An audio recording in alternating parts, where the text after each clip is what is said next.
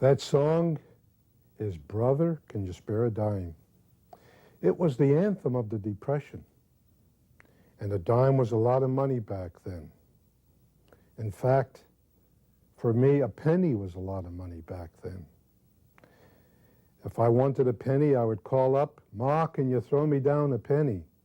And if she had a penny, she would wrap it in a piece of newspaper, open the window on the third floor, and toss it out.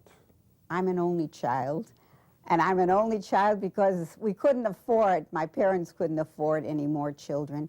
I didn't have a bedroom because they gave the bedroom to the boarder, but they used to have a bed in the wall that was called an inner-door bed.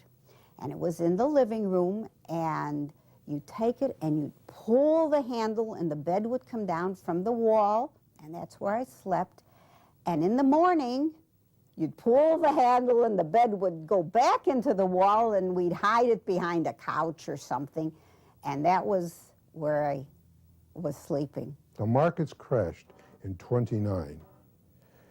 After the crash, people still had money, they still had jobs, but then factories started to lay off people, they started to close down, where all over the country, people were unemployed, they couldn't get a job.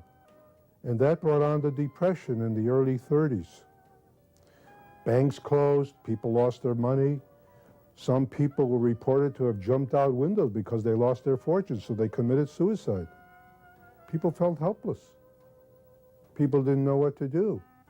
They would hang around on street corners, they would talk to one another, there were no jobs. My father had no job, my uncle had no job. Now there were some people who were still in business, who still made money, but basically millions of people were just unemployed and jobless. We didn't have food to eat. It was a struggle just wondering where the next meal was coming from. So myself, others, my cousin, we'd go out trying to make a few pennies. At times we even stole an apple just to have a piece of food. People were in bread lines.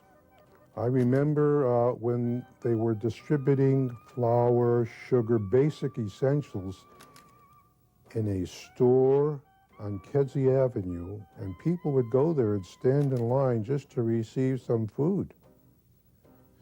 People didn't have any money, but they managed to get food. I remember my mother going to the grocer. Other women were there, and the thing that stands out clearly is after she would get the food, the grocer would give her the food, and she'd say to the grocer, "Mark it down." And he had this long ledger book, and he would put something down in the book showing how much money she owed, and he expected her to pay that back sometime. I remember there was a little grocery store on the corner by us too, and also it was "Mark it in the book."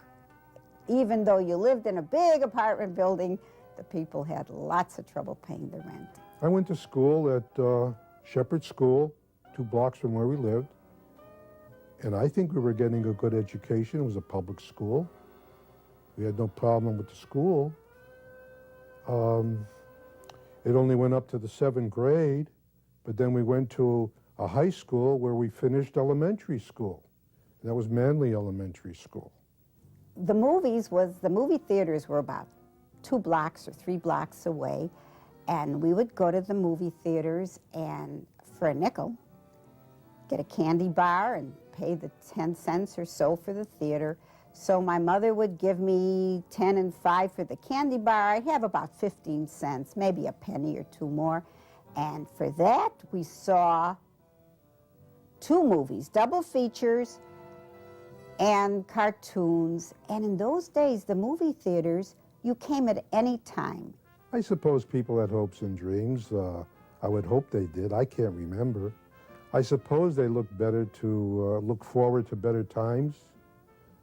But when Roosevelt was elected, he started to do some things, I'm sure, that gave people more hope. He introduced the WPA, the CCC. Some people began working. Some people made a little more money, but I don't think it was until the war broke out that times really boomed and got much better. I was very small, and I remember my mother sitting in the living room, with tears in her eyes. She was crying a little bit, not, you know, trying to hide it. My uncle was over, her brother. And he knew that she didn't have money to pay the rent, and she was feeling bad. And he put his hand in his pocket, and he took out some money to give it to her, and she wouldn't take it because she said, I know you don't have enough.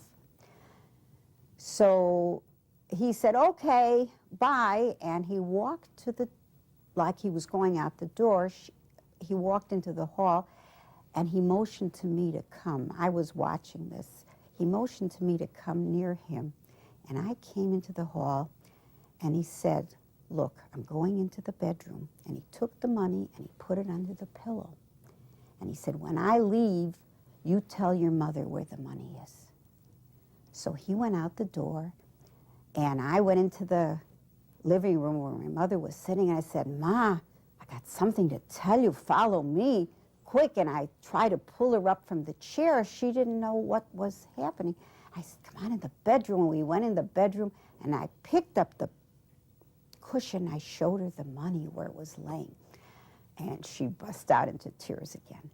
And I always have that memory of what a hard time it was and how grateful she was to her brother. I never forgot that. His name was Lou. When I got married and we had our first child, girl, I named her Lynn after my Uncle Lou.